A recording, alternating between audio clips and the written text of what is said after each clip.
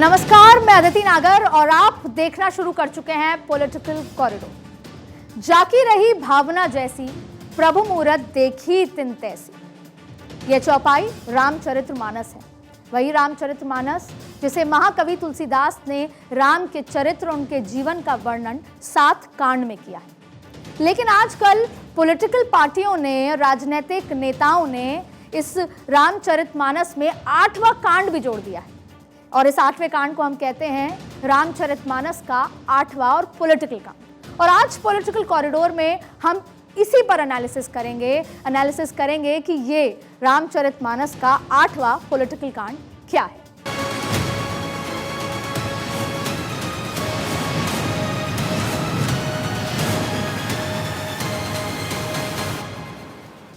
आज से करीब 453 साल पहले काशी के घाट पर बैठकर महाकवि तुलसीदास ने रामचरितमानस की रचना की थी। तो आखिर आज ऐसा क्या हो गया कि इतिहास में 4.5 शताब्दी बाद रामचरितमानस पर सवाल उठ रहे हैं, विवाद खड़े हो रहे हैं, अगजनी हो रही है? इसका सीधा सा जवाब है अगले साल होने वाले 2024 में जो देश के लोकसभा चुनाव है वही। अब 2024 को मैथमेटिक्स से जोड़ेंगे तो 8 ही होता है, इसीलिए हम चर्चा भी आज मानस के इसी 8वें कांड पर कर रहे हैं। मानस के विवाद की टाइमलाइन को हम आपको समझाएंगे, मानस के विवाद का पूरा पॉलिटिकल पोस्टमार्टम करेंगे और उससे पहले कुछ बातों को आपको अपने दिमाग में गांठ बांधकर रखना होगा। देखिए, मानस का विवाद एक पॉलिटिकल स्टंट है। मानस का विवाद हिंदी भाषी राज्यों में हो रहा है। मानस विवाद से विभाजन की कोशिश भी हो रही है। ये बात हम कह रहे हैं क्योंकि इसके अब आगे की पड़ताल भी करते हैं। मानस का विवाद एक पॉलिटिकल स्टंट है क्योंकि इसकी पहली वजह है 453 सालों से मानस की पंक्तियों पर विवाद क्यों नहीं हुआ। इतने सालों में क्या विवादित पंक्तियों को किसी ने पढ़ा नहीं? तो उसका जवाब है कि पंक्तियों को पढ़ा भी गया और उनको समझा भी गया, लेकिन अब अपने राजनीतिक फायदे वाले अर्थ को राजनीतिक दल वोटरों से जो बांटने की कोशिश, वोटरों को समझाने के अलग अलग तरीके से कोशिश कर रहे हैं और मानस के इसी विवाद के जरिए राजनीतिक पार्टी नए वोट बैंक की तलाश में लग गई हैं। अब चलते हैं इस विवाद की जड़ तक। देखिए, मानस विवाद की शुरुआत पटना से हुई। शिक्षा मंत्री चंद्रशेखर ने इस विवाद को शुरुआत की। इस विवाद में जो विवादित चौपाइयों की तुलना कचरे से कर दी। जो लोगों को शिक्षा ग्रहण करने का अधिकार नहीं था और उसमें कहा गया है कि नीच जाति के लोग शिक्षा ग्रहण करके जहरीला हो जाते हैं, जैसा कि सांप दूध पीने के बाद होता है। हम इस सवाल पर मैं इसलिए ये बात कहता हूँ कि इसी चीज को कोट करके बाबा साहब अम्बेडकर ने दुनिया के लोगों को बताया। ये जो ग्रंथ नफरत को बोने वाले, एक युग में मनुस्मृति, दूसरे युग में रामचरितमानस और तीसरे युग में गुरु गोवलकर का बंच को हमारे देश को, समाज को नफरत में बांटती है। अब बिहार में राष्ट्रीय जनता दल की राजनीति करने वाले शिक्षा मंत्री चंद्रशेखर को आखिर इस विवाद को जन्म देने की जरूरत क्यों पड़ गई? इसकी वजह एकदम साफ और स्पष्ट है। देखिए, आरजेडी से आते हैं चंद्रशेखर पिछड़ी जाति के नेता हैं। मानस विवाद से पिछड़ी जाति को जोड़ने की कोशिश हो रही है। आरजेडी के लिए नए जनाधार को बनाने का काम हो रहा है। बिहार में 2024 में चुनाव के लिए नई रणनीति है ये मानस विवाद, और मानस विवाद का लाभ 2025 में भी लेने की पूरी कोशिश की जा रही है। अब देखिए, प्रोफेसर चंद्रशेखर ने नया विवाद खड़ा तो किया, लेकिन राजनीति में जो पटना में से उत्तर प्रदेश, ये जो राजनीति है पटना से शुरू हुई लेकिन उत्तर प्रदेश में आ गई, और कभी बीजेपी में शामिल रहे स्वामी प्रसाद मौर्य भी इस विवाद में खुद ने हिस्सा लिया और इस पे कूद पड़े। अब इसके बाद तो समाजवादी पार्टी के मुखिया अखिलेश यादव भी मानस के विरोधी आंदोलन में कूद पड़े और अब बहुजन समाज पार्टी ने पूरे विवाद को एसपी और बीजेपी की मिलीभगत तक करार दे दिया। महज 1 महीने में राजनीति की पॉलिटिकल मानस लिख दी गई, जबकि महाकवि तुलसीदास को रामचरितमानस लिखने में करीब 32 महीने तक का वक्त लग गया था। अब इस पूरे विवाद में केवल एक वोट बैंक को साधने की कोशिश हर पॉलिटिकल पार्टी कर रही है और वो है पिछड़ा और दलित वोट। क्योंकि इसको भी लगे हाथों समझ लेते हैं कि क्यों उस वोट बैंक को साधने की कोशिश पटना से बिहार तक पहुंच गई। देखिए, यूपी और बिहार में जातिगत वोटिंग पैटर्न है। चुनाव में जातीय समीकरण बहुत अहम है। दोनों ही राज्यों में लोकसभा की 120 सीटें हैं, जो 272 के बहुमत का 45% है। यानी 2019 में बिहार में बीजेपी ने 17 सीट जीती, यूपी में बीजेपी ने 2019 में 62 सीटें जीती, जो बीजेपी की कुल सीट का 26% से ज्यादा थी। यूपी बिहार से बीजेपी ने चौथाई सीट जीत ली थी। अब यही जो सीटों का आंकड़ा है, यही सबसे बड़ी वजह है मानस के पॉलिटिकल कांड की, क्योंकि अगर 2024 में यूपी और बिहार में विपक्ष सीटों का बंटवारा करने में कामयाब रहा, तो फिर 2024 में मोदी जी के विजय रथ को रोका जा सकता है। और असल में विपक्ष की यही रणनीति, यही मंशा है, जिसकी वजह से मानस के विवाद को बड़ा बनाया जा रहा है और ये विवाद हिंदी हार्टलैंड के लिए सबसे बड़ा मुद्दा बनता जा रहा है। क्योंकि UP, Bihar, Chhattisgarh, Rajasthan, MP, Jharkhand Hindi heartland बनाते हैं। ये राज्य, जो 6 राज्य हैं, ये हिंदी भाषी राज्य माने जाते हैं। हिंदी हार्टलैंड से लोकसभा की 199 सीटें आती हैं। अब 2019 में एनडीए के हिंदी हार्टलैंड में 165 सीटें मिली थी। 2024 में इन्हीं सीटों पर विपक्ष की नजरें हैं। ये बात अलग है कि बीजेपी ने दूसरी रणनीति बना के साउथ और नॉर्थ ईस्ट पर अपनी नजर बना रखी है, लेकिन हिंदी हार्टलैंड से सीटें गंवाना बीजेपी को भी भारी पड़ सकता है।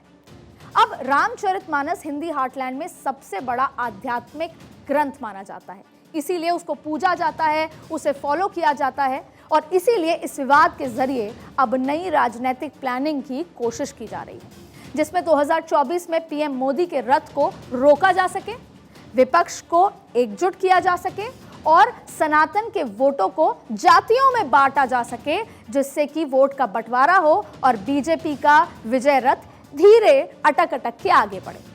जिस रामचरितमानस ग्रंथ के विरोध का आंदोलन चलाया जा रहा है, वो कितना अनमोल ऐतिहासिक है, इसकी जानकारी भी आपको जरूर होनी चाहिए। रामचरितमानस ग्रंथ को 1577 में लिखा गया था। मानस को लिखने में 2 साल 7 महीने 26 दिन लगे। मानस में 1,16,733 शब्दों का प्रयोग किया गया है और 1911 में मानस पर पहली पीएचडी इटली में हुई।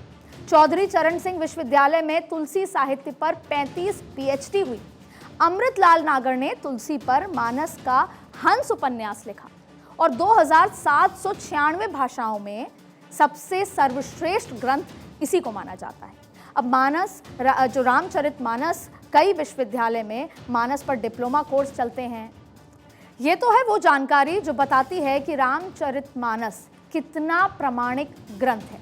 अगर इस ग्रंथ में कुछ भी गलत होता तो ना तो इस ग्रंथ पर लोग शोध करते, पीएचडी हासिल करते और ना ही इस ग्रंथ पर विश्वविद्यालय डिप्लोमा कोर्स चलाते और ना ही स्कूलों में पाठ्यक्रम में इस ग्रंथ को शामिल किया जाता। आपको जानकर और भी हैरानी होगी, 10 भाषाओं में छप चुकी है रामचरितमानस की 3.5 करोड़ प्रतियां छापी जा चुकी हैं और सबसे प्राचीन रामचरितमानस का प्रकाशन 1810 में हुआ था। गीता प्रेस गोरखपुर की लाइब्रेरी में साल 1615 की मानस की प्रति रखी है और नेपाली भाषा तक में मानस का प्रकाशन होता है। इस साल 6 लाख प्रतियां मानस की प्रकाशित होती आई हैं। और देखिए, केवल इतना ही नहीं, महाकवि तुलसीदास की लिखी रामचरितमानस पर बॉलीवुड में सैकड़ों फिल्में बन चुकी हैं और रामानंद सागर के रामायण धारावाहिक को आखिर कौन नहीं जानता। और खास तौर पे अभी जब कोरोना काल आया तो मोदी जी ने कोरोना काल में भी फिर दूरदर्शन पर चलवाकर उसको एक बार फिर अमर कर दिया। रामचरितमानस समाज के लिए आदर्श ग्रंथ है और इसी ग्रंथ की प्रेरणा से प्रधानमंत्री मोदी भी अपनी राजनीति को आधार देते आए हैं, जो समाज में अलग अलग अवसरों पर साफ देखने को भी मिलता आया है। अब सबसे पहले आप इन 2 तस्वीरों को देखिए। रामचरितमानस में तुलसीदास बताते हैं कि वन गवन में सबसे पहले भगवान राम केवट से मिलते हैं, जो भील जाति से थे, और राम केवट संवाद मानस का प्रसिद्ध अंश है। तो कुंभ में प्रधानमंत्री मोदी भी सफाई कर्मियों के पैर अपने हाथों से धोते नजर आते हैं। अब मानस में तुलसी संदेश देते हैं कि राजा को समाज के अंतिम व्यक्ति तक पहुंचना चाहिए, तो मोदी जी भी अपने राम में जो उनके आदर्श को मानकर पूरा उसे वैसे ही निभाते हैं और अंतिम व्यक्ति तक की बात करते हैं। अब आपको एक दूसरा भी उदाहरण दिखाते हैं जिससे आपको ये विजन क्लियर हो जाएगा कि प्रधानमंत्री मोदी रामचरितमानस से कैसे प्रेरणा लेते हैं। मानस में तुलसीदास ने शबरी की चर्चा की है। शबरी एक वनवासी आदिवासी राम भक्त हैं जिसके झूठे बेर भी खाकर भगवान राम ने न केवल भक्ति की शक्ति की स्थापना बल्कि एक आदिवासी वनवासी को समाज की मुख्य धारा में स्थान दिलाया। देखिए, भगवान न राम के नहीं उन्हीं आदर्शों पर पीएम मोदी भी काम करते हैं। प्रधानमंत्री मोदी आदि महोत्सव का आयोजन करते हैं, रीचिंग द लास्ट माइल की बात भी करते हैं। भगवान बिरसा मुंडा की जयंती को जनजातीय गौरव दिवस करते हैं और देखिए, आदिवासियों की श्रद्धा के पावन स्थल मानगढ़ धाम को भव्य स्वरूप प्रदान भी किया। और इसी बजट में मोदी सरकार ने आदिवासी कल्याण के लिए 15,000 करोड़ का आवंटन भी किया। साथियों, हम आदिवासी समाज के बलिदानों के ऋणी हैं, हम उनके योगदान के ऋणी हैं। इस समाज के इसने प्रकृति से लेकर पर्यावरण तक, संस्कृति से लेकर परंपराओं तक भारत के चरित्र को सहेजा और संजोया है। आज समय है कि देश इस ऋण के लिए, इस योगदान के लिए आदिवासी समाज की सेवा कर उनका धन्यवाद करे। 15 नवंबर की ये तारीख भारत की आदिवासी परंपरा के गौरवगान का एक विशेष दिन है।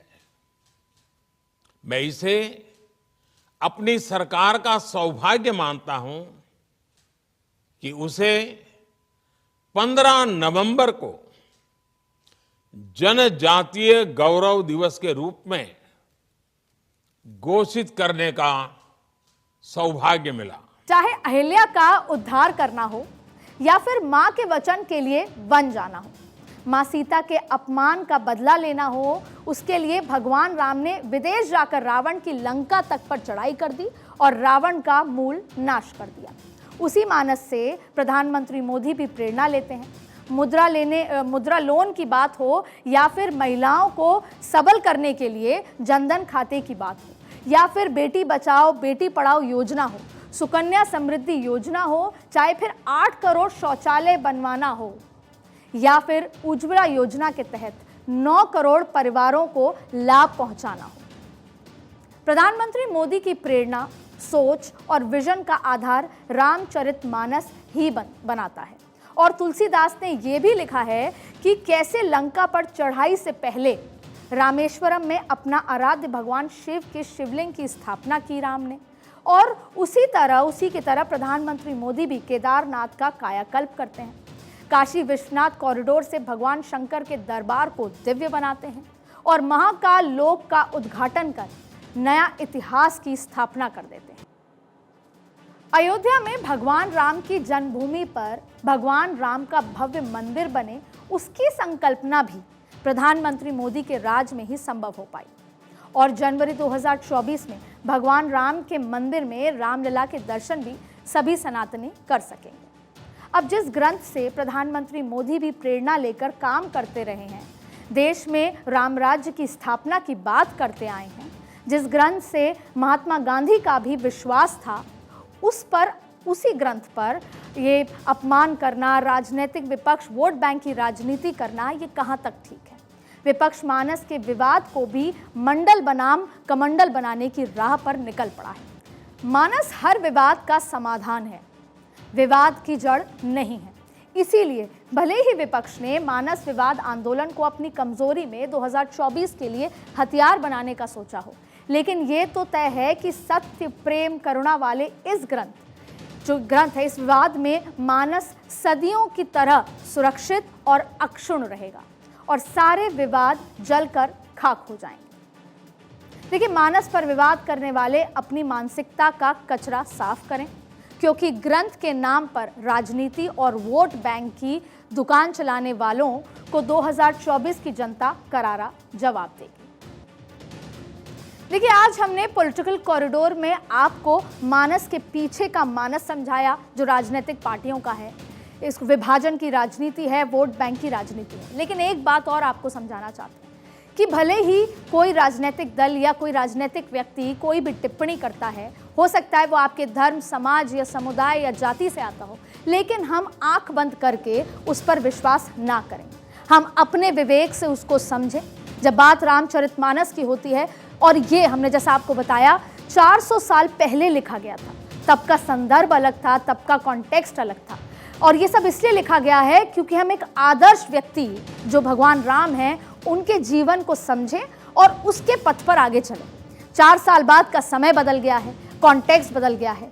आंख बंद करके किसी भी राजनीतिक पार्टी पर विश्वास ना करें, उनकी बयानबाजी पर विश्वास करके भारत का विभाजन होने से रोकें।